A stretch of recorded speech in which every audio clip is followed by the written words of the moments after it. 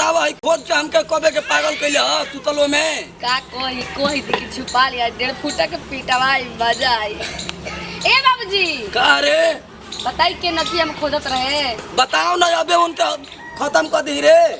तो चल के करी जा देखी के 1.5 फुटा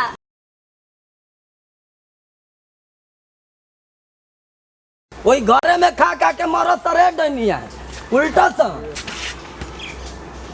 बतावा है ना अब ले खाना दाना बनैली सही बतावा मुआ न दिया सा No.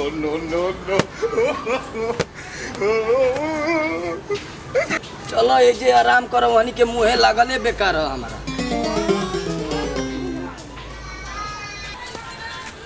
अरे और तो बूढ़ो सूत गइल बंदा नींद में।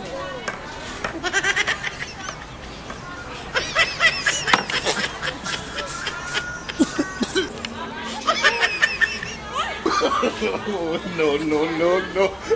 माछी है नकिया पर बैठ जाते तो कबो कबो एकदम बुझा तक छींक आ जाए। No.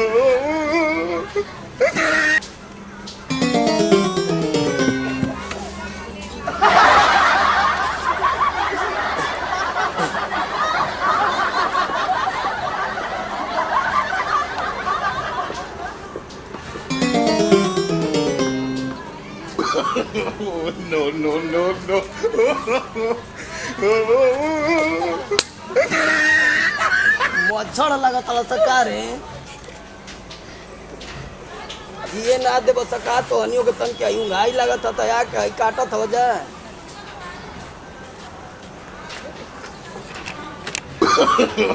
No.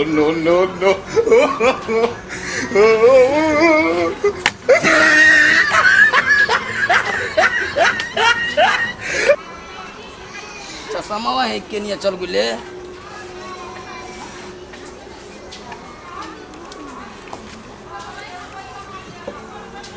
आय बापा रे बापा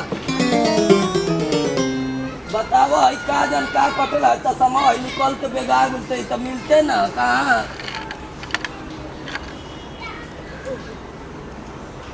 कोनो चुड़कबाजी करत हो सकी का मच्छर लागत हो सब बुझाते नहीं के मर्दे कहीं का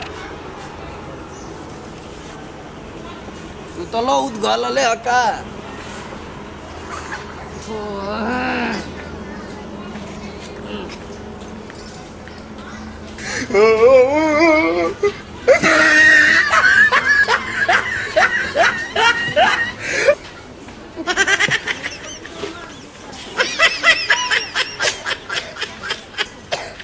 कौन है चप्पल बेगत रे हम कहत है ना धरा जी बस न तो होश में हो जी बस रे।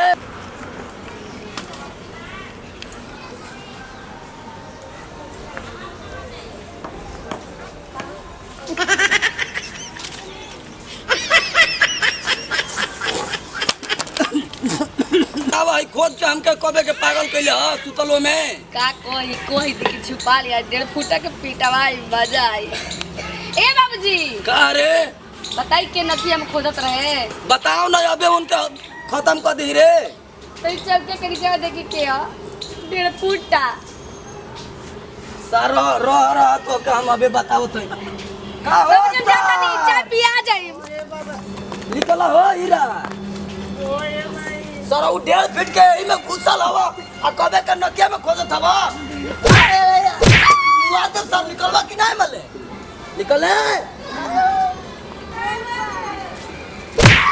मुआ सा कबे काई का सुतला में बाधा डल रे नकिया में खोदत हवा सर बहुत है ना मुआ तो मारते ई कब ना दस निकलावे रे हम खोदत रही तार के खोदत था तार माइया के खोदत था ई माची बैठा तो जैसे हमारे क्वादर झूठे के माची तो टंगरिया धके चढ़ा देब ना अबे सुधर जीवा हो देखले हमारे हइए ना झूठे खाली कहल बात माना तो हम खोद नहीं चल भाग रे अरे बतावा है सुतल बना है तन के है गर्मी भइल कबे के हवा में तया के है खोदत हवा कान में सर उधरा जीवा कहियो आ जीवा एने ना खोदत तो वही गरी मारत हो जीवा पागल कइला हवन सुतहु ना देत हो जा। नमस्कार नमस्कार प्रणाम। हम राधा श्रीवास्तव सब भोजपुरिया समाज के तहे दिल से पैर छू के प्रणाम करतनी। और जौन भी वीडियो के माध्यम से गलती से भले माफ करब जा, हमरो का आशीर्वाद दी जा और खुशी जी का आशीर्वाद दी जा, आगे बढ़ाई जा, लाइक सब्सक्राइब खूब करी जा। और देखिए बाबूजी सुतर ला ये देवर जी का नाके में लकड़ी लगा के हमको परेशान करते रहन, कभी मार देते रहन, कभी कुछ करते रहन और लुका जाते रहन। लेकिन ऐसा ना करके चाहिए, केहू के द्वार पर बूढ़ पुरानिया बा ओकर सेवा करे के चाहिए, तेल पानी खाना पाना सब टाइम से देवे के चाहिए। यही से दे विदाई, अगला वीडियो में फिर से मिलल जाए। जय हिंद, जय भारत, जय भोजपुरिया समाज।